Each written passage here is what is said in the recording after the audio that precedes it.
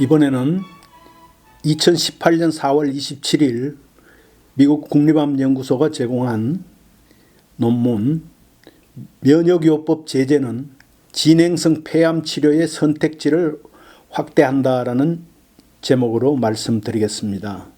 들어가기 전에 먼저 좀 어려운 어휘 한 서너 가지를 공부하겠습니다. 영어로 ALK 아나플라스틱 림포마 키나제라는 이름인데요. 우리말로는 악성 림프종 키나제로 번역을 하겠습니다. 그리고 EFGR 이것은요 우리말로 상피세포 성장인자라고 부르겠습니다. 그 내용을 보면 상피세포의 성장 호르몬을 감지하는 수용체라는 뜻입니다. 그리고 세 번째는 종양 변이 부담 Tumor Mutational Burden이라고 영어로 되어 있는데요. 이 뜻은 종양세포의 변이 측정 값을 이야기합니다. 그러면 본문으로 들어가겠습니다. 한 대규모 임상실험 결과에 따르면 최근에 전이성 폐암으로 진단을 받은 일부 환자들의 경우 암과 싸우는 면역체계인 면역요법과 화학요법을 결합하면 화학요법만의 치료보다 환자들이 더 오래 사는 데 도움이 될 수 있다라고 했습니다. 그 임상시험에서 키트루다, 약명은 펜블로리주맙입니다. 그리고 상표명으로 계속 부르겠습니다. 키트루다와 화학요법을 병행한 치료를 받은 비편평 비소세포 폐암 환자는 화학요법만을 받은 환자보다 전반적인 생존과 무진행 생존이 개선되었다고 합니다. 보통 전반적인 생존이라고 하기도 하고 전체 생존이라고 부르기도 합니다. 중위수 10.5개월의 추적 후에 키트루다 치료를 받은 환자는 화학요법만을 받은 환자보다 사망 확률이 51%가 낮았습니다. 12개월의 관찰 후에도 키트루다 플러스 화학요법의 결합그룹의 환자들은 69.2%가 생존해 있었지만 화학요법 그룹의 환자들 중에는 단지 49.4%만이 생존했었습니다. 키트루다는 면역 관문 억제제로 알려진 면역 치료제의 일종입니다. 키노트 189라는 임상시험의 결과는 4월 16일 시카고에서 열린 미 암연구협회의 연례회의에 발표되었으며 유명한 뉴잉글랜드 의학저널에도 동시에 실렸습니다. 지난해 식품의약청은 일부 비편평세포 폐암 환자에 대해 키트루다와 화학요법의 조합을 승인하였습니다. 그러나 부분적으로는 이번 승인을 받은 치료법이 시험의 규모가 이상의 소규모 연구였기 때문에 널리 채택되지 않고 있다고 예일대 암센터의 로이 허브스트 박사가 말했습니다. 미국 암연구협회의 본회의에서 키노트 189 임상시험을 논의한 허브스트 박사는 임상시험이들이 3상 임상시험의 결과를 기다려왔다고 그리고 그 결과는 모든 기대치를 초과했다고 말했습니다. 이 회의에서 다른 전문가들은 키트루다와 화학요법 조합이 이제 특정 환자에 대한 초기 치료로 흔히 사용될 것이라고 예측하고 있습니다.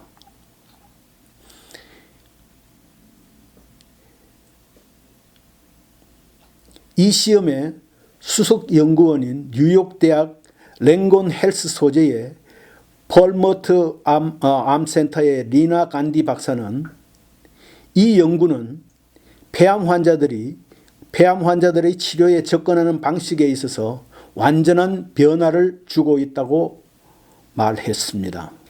이 새로운 선택지로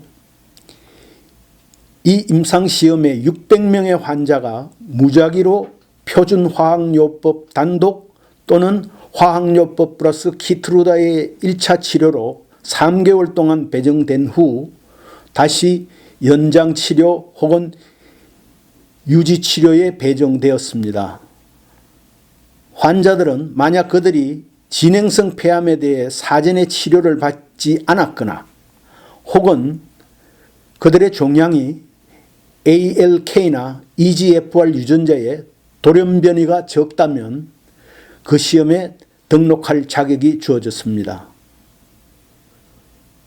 참고로 유효한 표적요법이 현재 존재하며 이 표적요법은 종양 ALK 또는 EGFR 돌연변이가 있는 환자에 대한 표준치료입니다. 키트루다를 제조하는 제약회사인 머크사가 이 시험에 자금을 지원했습니다. 중인수 10.5개월간의 추적 후에 화학요법 단독그룹의 추정 전체 생존율은 11.3개월이었지만 그러나 키트루다 화학요법 조합의 수준에는 도달하지 못했습니다. 키트루다로 치료를 받은 환자들도 암이 진행됨이 없이 더 오래 살았는데 이 말은 무진행 생존이라고 부릅니다. 그랬는데 중위수 무진행 생존이 8.8개월이었으며 화학요법 단독으로 치료한 경우 무진행 생존은 4.9개월이었습니다. 항암 화학요법에 면역치료제를 첨가하는 것은 부작용을 실질적으로 증가시키지는 않았다고 간디 박사는 지적했습니다. 그러나 키트루다 치료를 받는 더 많은 환자들은 급성 신장기능 손상으로 알려진 질환인 신장기능의 급격한 변화를 경험했습니다. 즉 그것을 다시 풀면 키트루다 조합 그룹에서는 5.2%였고 이에 대해 화학요법 단독 그룹에서는 부작용이 0.5%였습니다. 국립암연구소의 암센터에서 폐암을 연구하지만 이 연구에는 참여하지 않은 아룬 라잔 박사는 조합 치료를 받은 환자들, 특히 신장질환의 위험이 있는 환자들은 부작용에 대해 면밀히 관찰해야 한다고 말했습니다. 이 말을 다시 풀면 효과는 있지만 부작용은 그래도 그 이전의 것에 못지않다는 이야기입니다. 그러면 면역요법 제제의 조합의 시험 결과에 대해서 말씀드리겠습니다. 허버스트 박사가 말하기를 이제 비소세포 폐암의 새로운 시대가 왔습니다. 라고 말했습니다.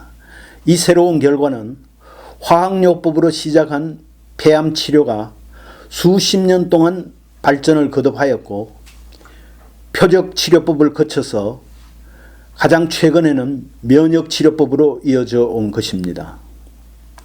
그러나 이러한 진보에도 불구하고 이런 치료법에 처음 반응하는 많은 전이성 폐암 환자들은 재발을 경험한다고 허버스트 박사는 말했습니다. 이 반응이란 말은 치료의 효과가 있다는 말입니다. 그는 또 말하기를 우리는 잘하고 있지만 이 치료법을 맞춤형으로 개별로 함으로써 훨씬 더 잘할 수 있을 것이라고 이어갔습니다. 그는 이 회의에서 제시된 또 다른 임상시험은 종양 변이 부담이라는 면역요법에 대한 잠재적인 바이오마커에 대한 정보를 제공함으로써 이 방향으로 연구 분야를 움직이는데 도움이 될 수 있다고 언급하였습니다. 이 바이오마커의 측정은 종양에서 유전적 돌연변이의 수를 평가하는 것입니다.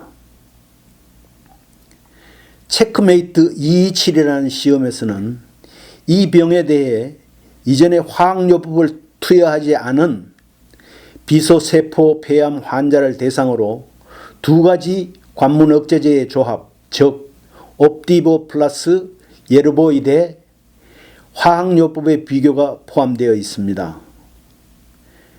폐암은 종양 변이 부담이 얼마나 큰지 평가도 하였습니다. 종양 변이 부담에 대한 정보가 있는 1,004명의 환자들 중에서 444명이 높은 변이 부담을 가진 것으로 밝혀졌고요. 이 중 옵디보 플러스 예르보이 치료로 1년 동안 무진행 생존율은 42.6%에 비해 화학요법으로 치료한 경우는 13.2%였습니다. 최소 11.5개월의 추적 후에 면역요법의 조합을 받은 환자들은 화학요법 그룹에 속한 환자들보다 암 진행이나 사망 가능성이 42%가 낮았습니다. 종양 변이 부담이 적은 환자들 중에서 무진행 생존은 복합 면역 치료 그룹과 화학요법 그룹 간에 유사하였습니다. 치료와 관련된 부작용 비율은 두 집단 간에 또한 유사하였습니다. 슬로안 캐터링 기념 암센터의 매튜 헬만 박사는 시카고의 제약 기업인 브리스톨 마이어스 스킵과 오노 파마슈티컬사가 지원한 연구 결과를 발표하였습니다.